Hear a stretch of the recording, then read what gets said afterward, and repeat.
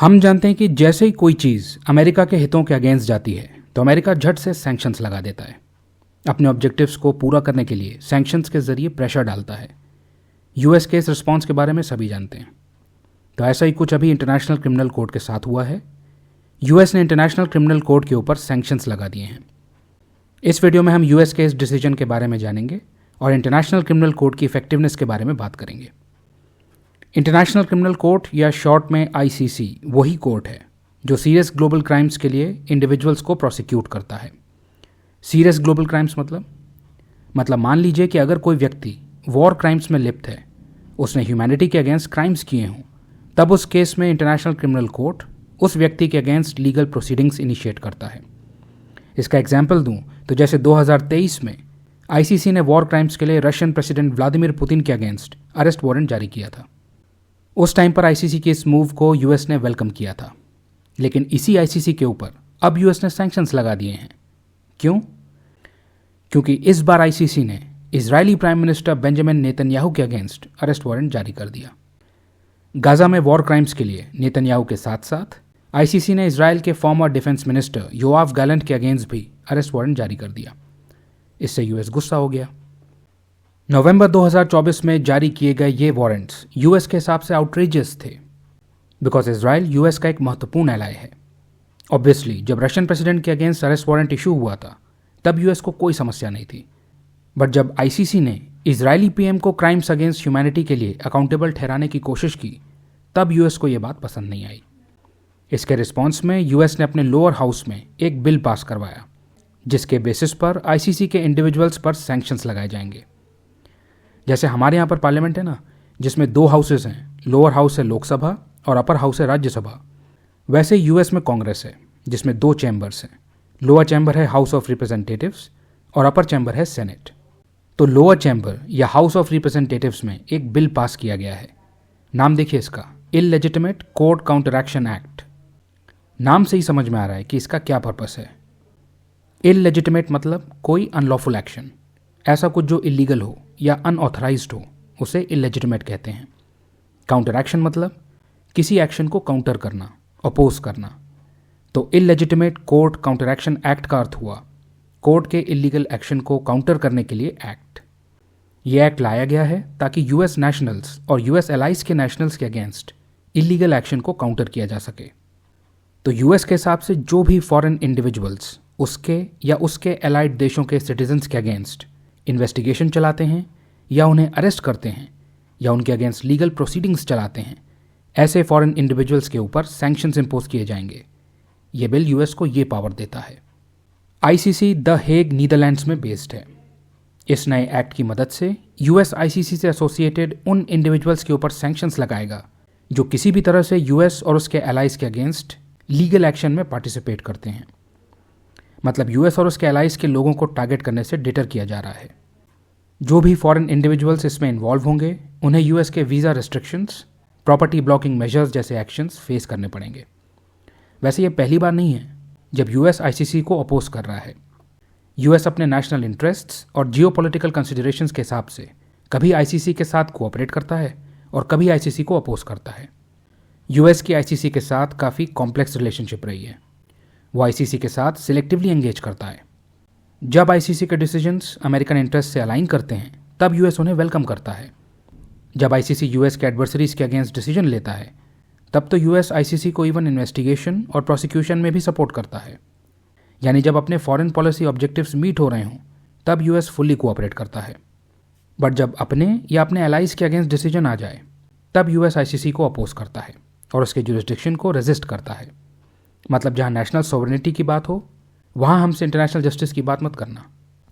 जैसे 2020 का केस देखिए। उस टाइम जब कुछ आईसीसी के ऑफिशियल्स और एम्प्लॉयज़ यूएस आर्म्ड फोर्सेस के अगेंस्ट अफगानिस्तान में वॉर क्राइम्स इन्वेस्टिगेट कर रहे थे तब उनके अगेंस्ट यूएस ने सैंक्शंस लगा दिए थे। फिर अभी इजरायली पीएम की बात आई तो भी यूएस सैंक्शंस लगा रहा है। बट जब रशियन प्रेसिडेंट की बात आती है तब तो जी आईसीसी के डिसीजन का स्वागत है। बात पूरी अपने इंटरेस्ट को अचीव करने की है। यही वजह है कि अफ्रीकन देश आईसीसी को क्रिटिसाइज करते हैं कि वो सिर्फ कमज़ोर देशों के लीडर्स को ही पनिश कर पाता है। मजबूत और अमीर देशों के आगे उसकी एक नहीं चलती। पावरफुल देशों के लीडर्स द्वारा किए गए क्राइम्स को आईसीसी इग्नोर कर देता है। इसके कारण आईसीसी पर बायस्ड होने के आरोप लगते हैं और अफ्रीकन देश आईसीसी को वेस्टर्न इंपीरियलिज्म के एक टूल के रूप में देखते हैं। उनके हिसाब से ये कोर्ट वेस्टर्न इंटरेस्ट को प्रमोट करता है, तो आईसीसी को ग्लोबली इन क्रिटिसिज्म्स का सामना करना पड़ता है। आईसीसी रोम स्टैट्यूट के द्वारा एस्टैब्लिश हुआ था। फिलहाल इसके 125 मेंबर स्टेट्स हैं। यूएस और इजराइल इस ट्रीटी के पार्टीज नहीं हैं। वो अपने नागरिकों के ऊपर आईसीसी का जुरिस्डिक्शन नहीं मानते हैं। तो भले ही आईसीसी को इंटरनेशनल ह्यूमैनिटेरियन लॉ और अकाउंटेबिलिटी को रीइंफोर्स करने के लिए बनाया गया हो, लेकिन अगर कोई देश उसके फैसले को ना माने तो आईसीसी ज़्यादा कुछ नहीं कर सकता है। आईसीसी ने अरेस्ट वारंट तो जारी कर दिया, लेकिन उसे एग्जीक्यूट करने के लिए, अपने फैसले को इन्फोर्स करने के लिए आईसीसी के पास कोई मैकेनिज्म नहीं है। आईसीसी अपने मेंबर्स के कोऑपरेशन पर निर्भर है। उसके पास अपनी खुद की कोई इन्फोर्समेंट मैकेनिज्म नहीं है। तो अगर कोई उसका फैसला नहीं मानेगा तो वो बस उसके फैसले को कंप्लाई करने के लिए एनकरेज कर सकता है, पब्लिक स्टेटमेंट्स दे सकता है, इस तरह से थोड़ा बहुत प्रेशर बना सकता है, बट अपने डिसीजन को एनफोर्स नहीं करवा सकता। रशियन प्रेसिडेंट व्लादिमीर पुतिन का केस ही ले लीजिए। पुतिन सितंबर 2024 में मंगोलिया गए थे।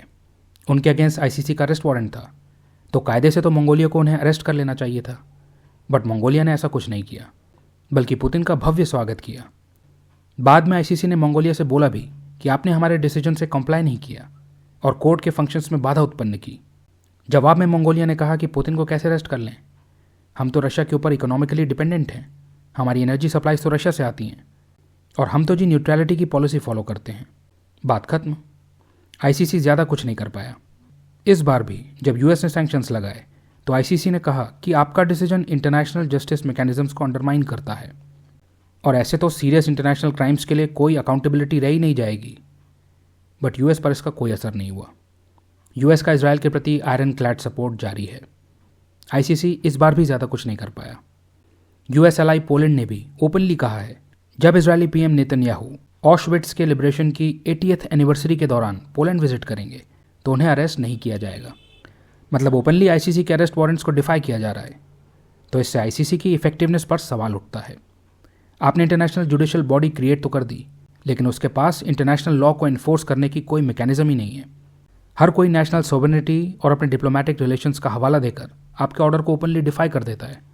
आप बैठकर खाली इनकरेज करते रह जाते हो कि हमारे ऑर्डर को एग्जीक्यूट किया जाए, बट होता कुछ नहीं है।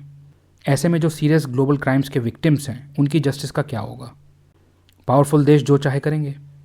जो डिसीजंस उनके अगेंस्ट जाते हैं उन्हें ओवररीच बता देंगे, उन्हें अनजस्ट बताते हुए मानेंगे ही नहीं, और पावरफुल देश के लीडर सीरियस ऑफेंसेस करके भी बच निकलेंगे। वैसे भी आईसीसी का जुरिस्डिक्शन बहुत लिमिटेड है। यूएस, चाइना, रशिया, इंडिया जैसी मेजर पावर्स ने रोम स्टैट्यूट को रेटिफाई नहीं किया है, और आईसीसी का जुरिस्डिक्शन तो केवल अपने मेंबर स्टेट्स की टेरिटरीज में किए गए क्राइम्स तक ही सीमित है, और वहाँ भी वो मेंबर स्टेट्स के कोऑपरेशन पर निर्भर है। मेंबर स्टेट्स मना कर दें, जैसे मंगोलिया ने पुतिन को अरेस्ट करने से मना किया था, पोलैंड ने नेतन्याहू को अरेस्ट करने से मना कर दिया है, तो आईसीसी कुछ नहीं कर पाएगा। जबकि दोनों मंगोलिया और पोलैंड आईसीसी की मेंबर स्टेट्स हैं, बट उन्होंने आईसीसी का डिसीजन ओपनली डिफाई कर दिया। ये है आईसीसी की पावर। प्रोविजंस तो हैं, जैसे स्पेशल केसेस में आईसीसी का जुरिस्डिक्शन नॉन मेंबर स्टेट्स पर भी एक्सटेंड हो सकता है, या तो वो नॉन मेंबर स्टेट अपनी टेरिटरी पर हुए क्राइम्स पर खुद आईसीसी का जुरिस्डिक्शन एक्सेप्ट कर ले, जैसे यूक्रेन ने किया और पुतिन के अगेंस्ट आईसीसी वारंट जारी हुआ, या फिर जब यूनाइटेड नेशन सिक्योरिटी काउंसिल किसी नॉन मेंबर स्टेट में हुए क्राइम्स का कोई केस आईसीसी को रेफर करे, तब भी आईसीसी का जुरिस्डिक्शन नॉन मेंबर स्टेट्स में एक्सटेंड हो सकता है। सूडान और लीबिया में ऐसा हुआ था। तो प्रोविजंस तो हैं, बट ओवरऑल आईसीसी को इंटरनेशनल जस्टिस एनफोर्स करने में सीवियर कॉन्स्टेंट्स का सामना करना पड़ता है। आईसीसी की अथॉरिटी और इफेक्टिवनेस कितनी लिमिटेड है, यह हमने रिसेंटली पुतिन और नेतन्याहू के केसेस में देखा। आई होप इस टॉपिक पर आपको इंसाइट मिली होगी। इस सत्र के लिए बस इतना ही। आपके समय के लिए धन्यवाद।